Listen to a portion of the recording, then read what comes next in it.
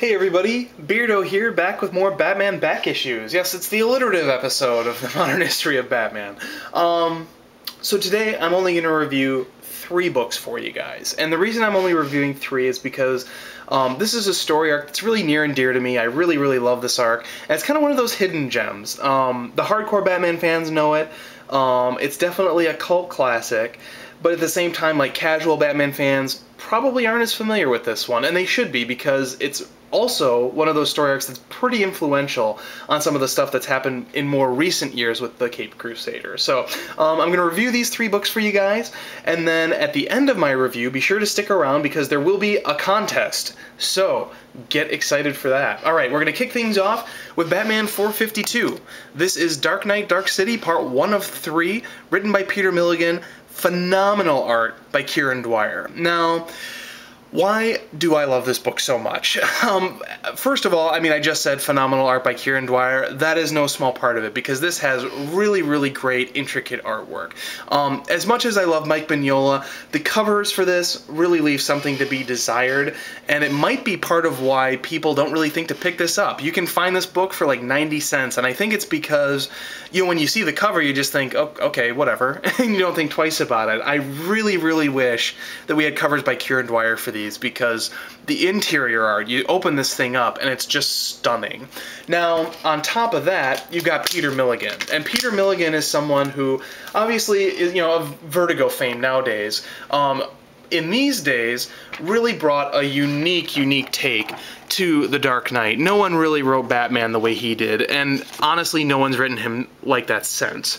Now, he only wrote a few issues for Batman, and he wrote probably 10 months worth of continuity in Detective Comics. Some of his stuff was absolutely amazing, and some of it was really, you know, really left something to be desired. So for that reason, he wasn't on it for very long, but the good stuff is really, really good. And again, no one writes Batman like he does, and so when you've got this guy, you know, even when he's writing bad stuff, it's interesting stuff at the very least. Now, hopefully you're getting a look at this artwork. Really, really great artwork. You probably saw just a minute ago a little appearance from our good friend, the Riddler. This is easily the best Riddler story I've ever read. Riddler is not a funny guy. He's not much of a Riddler, really, even, but he's a very, very dark, very black character.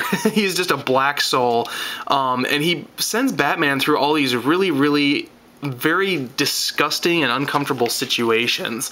In this first story arc, you have him basically fighting off with Riddler in a blood bank, and you can see it gets very, very grisly indeed. I'm amazed that this isn't like a prestige format book or something like that. You don't expect something like this in the main Batman continuity, but here it is. For those of you guys who really love Batman Incorporated, that first issue where they have that whole scene in the butcher factory or whatever it is, I instantly thought of Dark Knight, Dark City, and I really think that Grant Morrison has really taken a page from what Peter Milligan did with the Caped Crusader. Both of them sort of have a quirky take on Batman, and both of them had very equally mixed results with the character ultimately. Now you can see at the end of issue 1, you get a wrap up here where Batman is attacked by zombies of all things, and I'm not going to show the interior of any of the other books just because I don't want to spoil things too much, but basically the Riddler continues to send Batman through all these hoops, and it's all leading up to something very, very dark. And I don't want to spoil it, because there are many, many interesting twists and turns, but I do want to say that, again, a lot of what Grant Morrison did when he came on Batman, I feel like was really influenced by Peter Milligan, because both of them sort of had a quirky take. Grant Morrison was definitely less dark, but at the same time, like when you had Zora R, which is sort of the Batman who, you know, has lost his mind and he's made a suit out of a quilt kind of a thing. Like, I can kind of see Peter Milligan try and do something like that. And I'm sure it would have had equally mixed results as what Peter Milligan's had with his story arcs with Batman.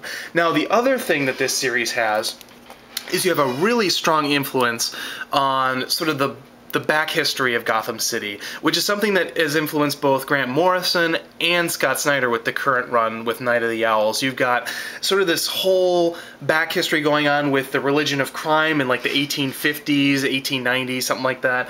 And all of this comes to a head in modern times with Batman and the Riddler. And it's just a great story that has a really, really solid, is really, really solidly placed within Gotham City and within Gotham City's history.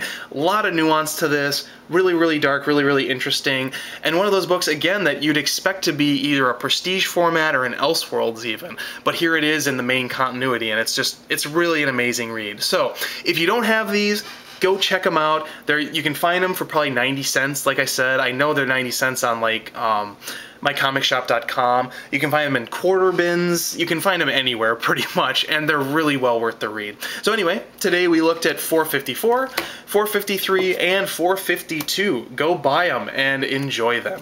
Now, time for the contest. So, here's how it's going to work. Up above, you must be a subscriber to enter into the contest. I will not have you winning if you're not a subscriber. So please subscribe. The other thing you have to do for this is you have to leave a comment below. Now, it's not just any comment. There's something really specific I want you to do. In the comments below, I would like you to leave a comment about what you think is a really, really important to read quintessential Batman story. Now, for those of you guys who really know Batman well, I'm expecting you guys to come up with something that's a little bit more than Batman Hush or The Long Halloween. Like, try and get creative with it. For those of you guys who are less familiar, please, participate with whatever ideas you have. If you've only read The Long Halloween and you love it and you want to recommend it, go right ahead. The reason why I'm doing this is because I know, I've had several people since I started these reviews and even before that ask me, like, what are some good Batman stories to read? And, I mean, I'm not the be-all end-all for Batman. Like, there are plenty of other people out there who know as much, if not more, about Batman than I do. They've read stories that I haven't read, and I would like the comments below here to be a one-stop shop for every great Batman story that anyone can think of. So whenever someone asks me, what are some great Batman stories to read, I am going to direct them to this video, and I'm going to direct them to you guys down below. Now, if you do that, if you are subscribed and you leave a comment on what a great Batman story is that you love and what people should read, you will be entered into a contest to win Batman Dark Knight Dark City, yes. This is the 100-page spectacular reprint of Dark Knight Dark City. This is actually a really nice little volume. It's got all 3 issues that I reviewed today, plus it also has Identity Crisis, which is a Batman story that Peter Milligan wrote in Detective Comics. Very, very good one-shot indeed, and actually a definite rival to Dark Knight Dark City as well.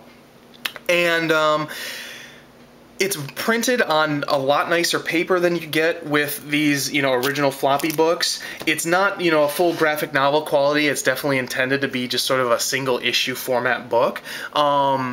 I really wish they would print this in a graphic novel. If I could get that, like a hardcover graphic novel, I'd be auctioning that off, or raffling that off. Obviously, I only have this, so this is what you're gonna get, and I hope you win. So good luck to everyone. Remember, leave a comment below on what your favorite Batman story is, and be sure you're subscribed up above, and you'll have a chance to win Dark Knight Dark City. Now, this contest will conclude 1 week from today. I will announce the winner at the end of my Batman video for whatever's next week. So, hope you guys win. Good luck. Bye-bye.